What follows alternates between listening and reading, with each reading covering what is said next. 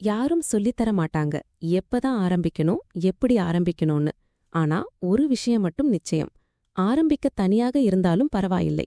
ஆரம்பிக்கவே இல்லாம இருக்கக்கூடாது. என் வீட்டில் இருந்த சின்ன பாத்திரத்தில்தான் நான் முதல் முறையா சமைக்க ஆரம்பிச்சேன். பல முறை எரிஞ்சிச்சு, உப்பு மிஞ்சிச்சு, சாப்பிட முடியாத நிலை வந்துச்சு. ஆனா அதே சமயத்தில் ஒரு உண்மை புரிஞ்சிச்சு. தோல்வி வந்து அடிக்கும்போதுதான் மனசு பழகும். தயிர் சாதமா என்ன பண்ணலான்னு யோசிக்க ஆரம்பிக்கிறோம். வாழ்க்கையிலயும் அதேதான்.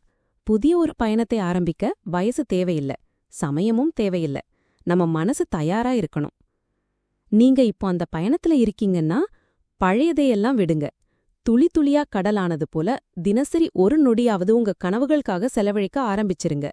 ஆரம்பிக்க ஒரே ஒரு காரணம் போதும். நீங்க அதை நம்புறீங்கன்னா போதும். நீங்க எங்க இருந்தாலும் எதை இருந்தாலும் ஆரம்பிக்க முடியும். தோல்வி வரும், ஆமாம். ஆனா நம்மை நாம தயார் பண்ணிக்கிட்டா மீண்டும் நாமாக எழுந்திருப்போம்.